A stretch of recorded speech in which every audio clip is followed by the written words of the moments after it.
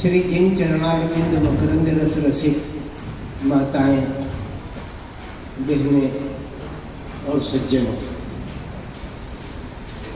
धर्म के दरवाजे पर बैठ करके इस बात को समझना कि दुखी जनों का पाप ताप हर धर्म पंथ फैलाया, जिनके चरणों में आकर देवों ने शीश झुकाया, जिनके चरणों में आकर देवों ने शीश झुकाया। चरण नखों की ज्योति मुकुट मणियां ललाम करती हैं, चरण नखों की ज्योति मुकुट मणियां ललाम करती हैं। उन जिनेंद्र परमात्मा को आत्मा प्रणाम करती है, उन जिनेंद्र परमात्मा को आत्मा प्रणाम करती है। भक्तामर का गायन और विहर्ष सागर जी महाराज की उपस्थिति, आदमी हर्ष में ही पागल हो जाता है। जब उसे विहर्ष हो जाए तो क्या कहने, तब ऐसा लगता है कि उसकी आत्मा का साक्षात्कार परमात्मा के हो रहा है। वो मूर्ति के दर्शन नहीं कर रहा है, वो साक्षात परमपिता परमेश्वर को सामने देखा करके अपनी आत्मा का जीवन का जो क्रम है वो इस बात की घोषणा करता है कि अरे नर, तू क्यों न नारायण की सेवा करे। माया का बाजार ये तो जीते जी का मेला है, करता है पाप, काम आए नहीं माई बाप। काल का तमाचा तुझसे जाए नहीं झेला है, काल का तमाचा तुझसे जाए नहीं झेला है। अरे अभिमानी, जिंदगानी तेरी थोड़ी सी जैसे बरसात में पानी का रेला है। नमस्कार जिनेश्वर को, नमस्कार जिनेश्वर को और उनकी माया को। ये है तो अकेला पर क्या क्या खेल खेला है, ये तो अकेला पर क्या क्या खेल खेला है। भवाटवी में भटकने वाले मनुष्य जब गुरु के चरणारविंद में आते हैं तो गुरु साक्षात परमपिता परमेश्वर की प्रतिमूर्ति बनकर के समाज के सामने अभ्युदय होता है, प्रकटीकरण होता है। और जब विहर्ष सागर जी महाराज यहाँ पर आकर के खड़े होते हैं तब ऐसा लगता है कि तुम बने मुनि महाराज, तुम बने मुनि महाराज हो गए नंगे। तुम बने मुनि महाराज हो गए नंगे, पर जिस जगह चरण धर दिया वही हर गंगे। तुम बने मुनि महाराज हो गए नंगे, जिस जगह चरण धर दिया वही हर गंगे। वो माता, वो जननी धन्य हुई कि जिन्होंने जाया, वह जननी धन्य हुई कि जिन्होंने जाया, वह जननी धन्य हुई कि जिन्होंने जाया। शांति का दूत बन विहर्ष सागर आया, इस काया में आकर लोप हो गई माया, इस काया में आकर लोप हो गई माया। प्रभु का प्रसाद जो था वो प्रभु ने पाया। इन वीतराग के सन्मुख, इन वीतराग के सन्मुख सब भिख मंगे। सही, बहुत सही। अब महाराज जी के पास जाएंगे, जय भगवान, नमस्ते भगवान, नमस्ते भगवान। हाँ भगवान, बोले क्या बेटा कैसा है, क्या है? बोले बका तो सब ठीक है भगवान, पर पत्नी वश में नहीं आती।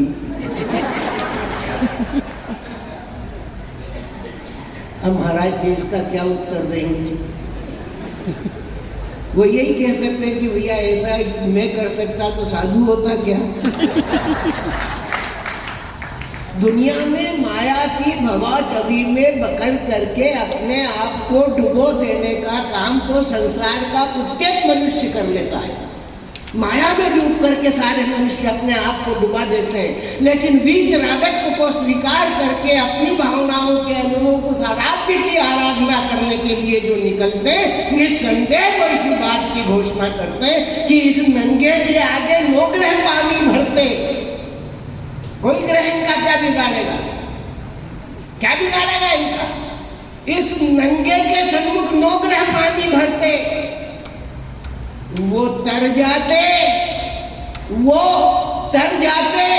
जो शीश चरण में धरते।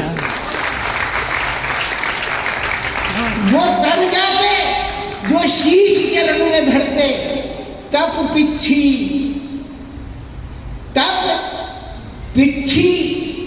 ज्ञान कमंडल लिए विचरते। तप पिच्छी ज्ञान कमंडल लिए विचरते, जहां जहां जाते कल्याण सभी का करते। इनको लख भगते काम क्रोध मद लोभ लफंगे। इनको लख भगते काम क्रोध मद लोभ लफंगे। तुम बने मुनि महाराज हो गए नंगे, पर जिस जगह चरण धर दिया वही है। आप जैन धर्म में जिस नवकार मंत्र की आप आराधना करते हैं वो अणिमादि शक्तियों से युक्त है।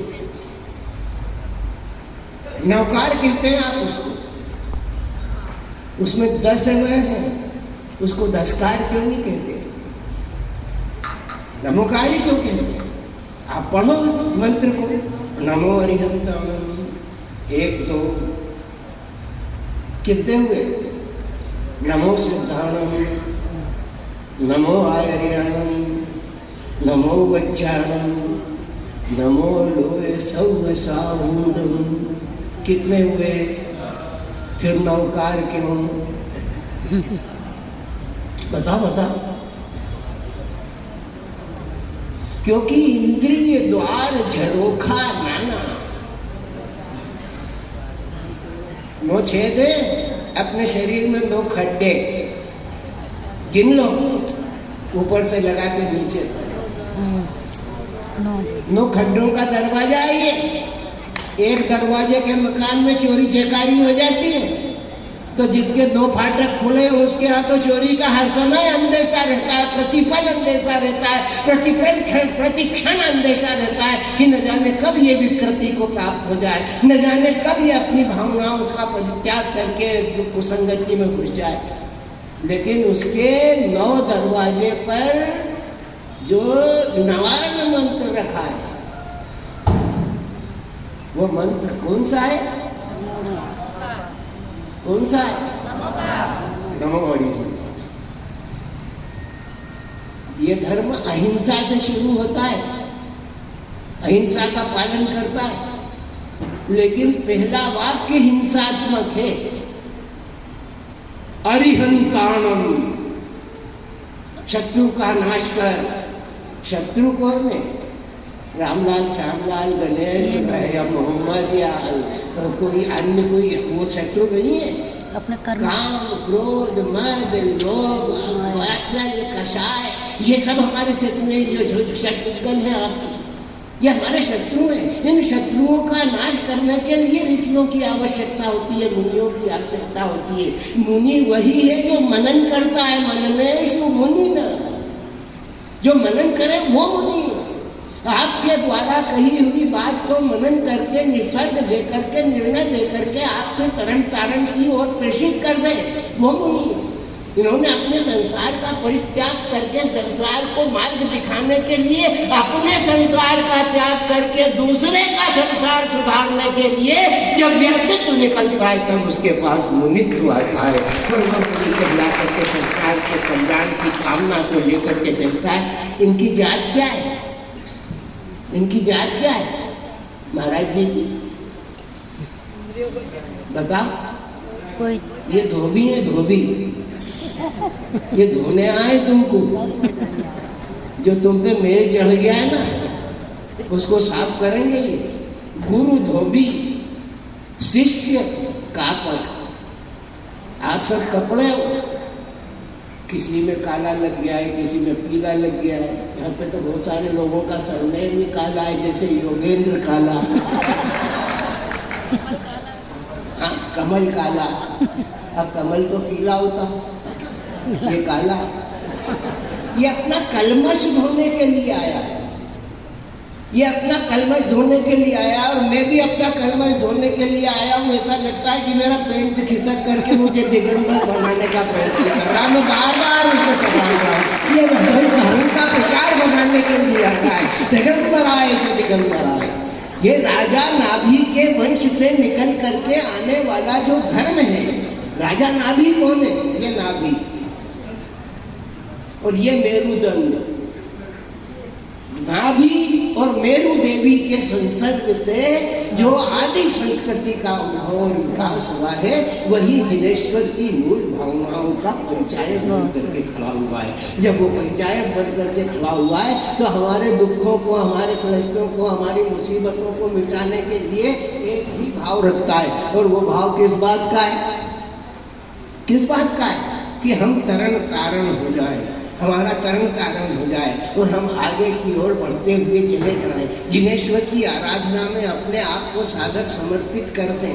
अपने माता पिता के द्वारा दिया हुआ जो संचित पुण्य है उसको आगे की ओर ले जाएं। 10 लक्षण और त्रय रत्नों को धारण करें। 10 लक्षण और त्रय रत्नों को धारण करने वाले मनुष्य, पुरुष पुरुषोत्तम बन करके रहते हैं। और जैन धर्म की सबसे बड़ी विशेषता ये है कि गुरु अपने शिष्य को अपने समकक्ष बनाने का प्रयत्न करता है। यही भक्तामर का आदेश है। और इस भक्तामर के आदेश को जो लोग स्वीकार करते हैं, जो जिनेश्वर की आराधना में अपने आप को लगाते हैं, निस्संदेह उनके मन का माया, मोह, छल और कपट चला जाता है। मूर्ति के दर्शन की प्रक्रिया गुरुदेव ने अभी आपके सामने प्रकट की, आपके सामने बखान की। मूर्ति मूर्ति है। हम मूर्ति के दर्शन किस लिए करने जाते हैं?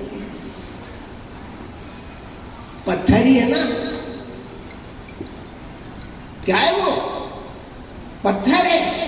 लेकिन उस पत्थर की पूजा हम इसलिए करते हैं कि उसने छेनी हथौड़ी से तराशे जाने के दर्द को सहन करके आकृति को ग्रहण किया है। जो मनुष्य अपने जीवन में तराशा नहीं जाता वो जीवन में नहीं सफलता को प्राप्त कर सकता। मनुष्य को तराशने का भाव अगर कहीं पर पैदा होता है, मनुष्य को कहीं तराशा जाता है तो वो गुरु की सन्निधि में तराशा जाता है, रूही की सन्निधि में चला जाता है। और उनके विचारों की, उनके वचनों की छेनी से, उनके प्रहारात्मक दृश्य से उस जिस मूर्ति को वो गढ़ता है वो जिनेश्वर की आराधना के प्रति समर्पित हो जाती है, उन पर जाकर के अर्पित हो जाती है। क्योंकि जब तक कला निधान चंद्रमा, जब तक भुवन भास्कर जग में नया सवेरा लाएंगे, जब तक, कितना बड़ा धर्म है ये, कितना बड़ा धर्म है। और इस धर्म को अहिंसा, जगत विदित श्रुति धर्म अहिंसा, उस अहिंसा धर्म को लेकर के अपनी पीछी और कमंडल के जल से संसार का तरण तारण करने वाला व्यक्तित्व, जिसके पास भूमि का बिछोना, आसमान की चादर और प्राकृत अवस्था में विचरण करने का स्वभाव हो, जिसके जो धरती किए बिस्तर पर सोता हो, जो आसमान की चादर को ढकता हो, जिसने दिशाओं के अंबरों को अपने शरीर में धारण कर रखा है और जो प्राकृत अवस्था में समझ करके मनुष्य को इस बात की घोषणा करता है, मनुष्य को इस बात की घोषणा करता है कि अंतिम स्थिति क्या है तेरी, है, दौलत है, संपत्ति है, दुनिया भर की सारी जायदाद है, लेकिन जब आखिरी समय आता है, आखिरी सांस निकलती है, तब एक ही वाक्य निकल करके आता है कि हमको उड़ा दो चदरिया, हमको उड़ा दो चदरिया, चलती बिरिया, चलती बिरिया। प्राण राम जब निकसन लागे तो उलट गई तो नैन पुतरिया, भीतर से फिर बाहर लाए, छूट गई सब महल अटरिया। 4 जना मिली खाट उठाई, रोवत ले चले डगर डगरिया। कहत कबीर सुनो मेरे भाई, साथ जली वो सूखी लकड़िया, हमका उड़ा दो चदरिया, हमका उड़ा दो चदरिया। अपनी मृत्यु को सुंदर बनाने का आख्यान। जीवन को सुंदर बनाने के लिए तो बहुत प्रयत्न होते हैं। ये हमारी माता बहनों से पूछो, कहाँ जा रहे हैं, कथा में जा रही हो, क्या ब्याह में जा रही है, तो आज तो तू बहुत गोरी लग रही है। बोले हाँ, फेयर एंड लवली। अब ये fair and lovely 5 minute 10 minute 2 घंटे तक आपके चेहरे को प्रज्वलित करेगी, सुशोभित करेगी, निखार देगी, उसके बाद धुल जाएगी। तो दुनिया में ये जो काम क्रोध शोभ मोह छठ खतपुतगल है, ये उस फेयर एंड लवली की तरह है जो हमसे चिपक करके धुल जाते हैं। अगर शाश्वती है तो जय जिनेंद्र का भाव शाश्वती है। कि अगर कुछ शाश्वती है तो हमारे अंदर मन की भक्ति है। यदि कुछ शाश्वती है तो अपने गुरु के चरणारविंद का स्तवन और नमन है। और तभी हम जाकर के ये कह सकते हैं, तभी हम दृढ़ प्रतिज्ञ होकर के ये कह सकते हैं कि हम जैन हैं। जैन है, अगर तुम जैन हो तो मैं उज्जैन हूं। उज्जैन का अर्थ उच्च जैन होता है, और उच्च जैन को होता है जो सृष्टि के कण कण में अपने परम पिता परमात्मा के आह्लाद के दर्शन करने की आनंद यात्रा में रमा हुआ हो। जो उस आनंद यात्रा में रमा हुआ होता है वो इस बात की घोषणा करता है, वो इस बात की घोषणा करता है कि जब श्राविकाओं श्रवणों, एक बात मैं कहना चाहता हूँ कि जब तक भुवन भास्कर, जब तक ये धर्म की निकाय, ये धर्म का आराध्य है कि जब तक भुवन भास्कर, सूर्य नारायण अभी महाराज जी जिक्र कर रहे थे कि ईशान कौन सा त्रिभाषा इधर करके निकलता है। मैं कहता हूँ कि जब तक सूर्य नारायण, जब तक भुवन भास्कर जग में नया सवेरा लाएंगे, जब तक भुवन भास्कर जग में नया सवेरा लाएंगे, प्रतिज्ञा करो सब मिलकर के, इस बात की प्रतिज्ञा करो कि जब तक भुवन भास्कर जग में नया सवेरा लाएंगे, जब तक कला निधान चंद्रमा अपनी कला दिखाएंगे, जब तक धूम धुआरे बादल, जब तक धूम धुआरे बादल नभ मंडल में छाएंगे, तब तक हे प्रभु आदिनाथ हम तुमको शीश झुकाएंगे। तब तक हे प्रभु आदिनाथ हम तुमको शीश झुकाएंगे। जय जिनेंद्र का भाव जितेंद्रीय जीता है। और मैं अपनी इन्हीं भावनाओं के साथ साथ गुरुदेव के चरणारविंद में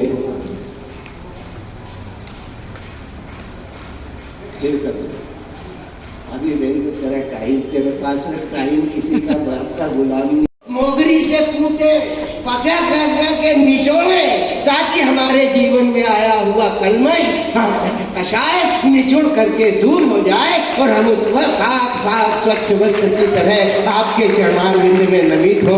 ऐसा वरदान, ऐसी आज्ञा, ऐसा आदेश आपके चरणारविंद में रहने का हमें प्राप्त हो।